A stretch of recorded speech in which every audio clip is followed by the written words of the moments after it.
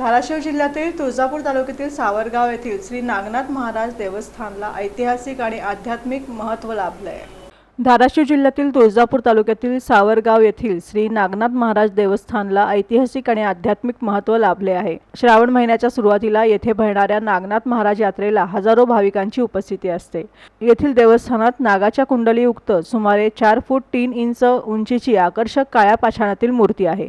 ही मूर्ती जागृत असून मनोकामना पूर्ण करणारी असल्याची भाविकांची श्रद्धा आहे। या यात्रेचे सर्वात मोठे वैशिष्ट्य म्हणजे श्रावण शुद्ध प्रतिपदेपासून नागपंचमीपर्यंतच्या काळात साप, विंचू आणि इतर सरपटणारे जीव आपले नैसर्गिक वैर विसरून एकत्र वावरतात अशी प्राचीन श्रद्धा आहे। यात्रेदरम्यान हे दृश्य पाहण्यासाठी भाविक मोठ्या संख्येने सावरगाव इथे येतात। या अनोख्या श्रद्धेमुळे या क्षेत्राला अतिशय क्षेत्र म्हणूनही ओळखले जाते। यात्रेत दर्शनासोबतच महाप्रसाद असे आयोजन केले जाते। परिसरातील भाविकांसह दूरवरून येणारे भाविकही मोठ्या श्रद्धेने नागनाथ महाराजांचे दर्शन घेतात। यात्रेचे प्रमुख खरगे महाराज आणि श्री सद्गुरू महाराज यांनी या देवस्थानाची परंपरा, यात्रेचे महत्त्व आणि येथील धार्मिक श्रद्धांबाबत माहिती दिली।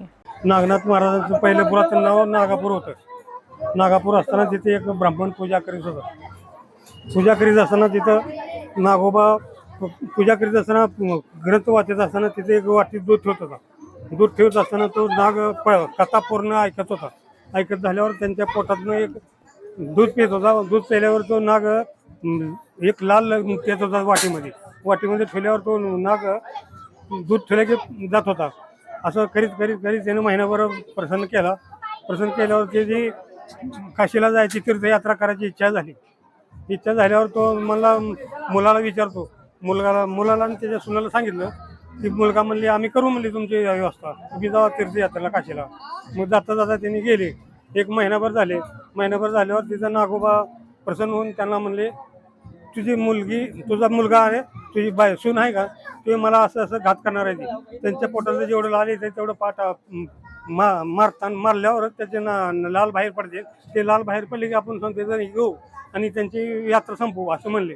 मग ती नागनाथ महाराज तिथे तीर्थयात्रेला जाताना त्यांच्या स्वप्नात गेले की मला तुझा असा मुलगा मला मारणार आहे, घात करणार आहे, त्याच्यावर माझी तुझी भेट नाही। तो तिथनं परत येताना तो मला तसं करू नका, जेव्हा तुम्ही इथे या मी दर्शन देतो म्हणल्यावर त्यांनी तिथनं माघारी आली। मग तिथे आल्यावर नागोबा म्हणले इथं मी तुम्हाला दर्शन देतो, पण 5 दिवस आषाढ वद्य पौर्णिमा आमच्यापासून 5 दिवस तुम्हाला भेट देणार आहे। पण मी 5 दिवस येतो, पण तुम्हाला चंद्रसूर्य असं देतो, पण मी तुमच्या मुलाला साप म्हणून आशीर्वाद द्यालो आणि त्याची मुलगी सून आहे त्याची सून आहे ती त्याला विंचू पाल करणार आहे। मला पाल करणार म्हणजे तो 5 दिवस इथे आला। 5 दिवस आल्यावर तिथे ते परत आले आणि ते चंद्रसूर्य असं तोपर्यंत तुम्हाला 5 दिवस भेट देणार आहे म्हणलं। मग ते तसं ती मुलाला विंचाचा शाप दिला आणि त्याच्या बायकोला पालीचा शाप दिला। त्यामुळे ते पाल आहे ते त्यांची सून आहे आणि विंचू आहे ते त्याचा मुलगा आहे। अशा प्रकारे अमावस्याला 5 दिवस येते आणि 5 दिवस भेट देऊन जाते।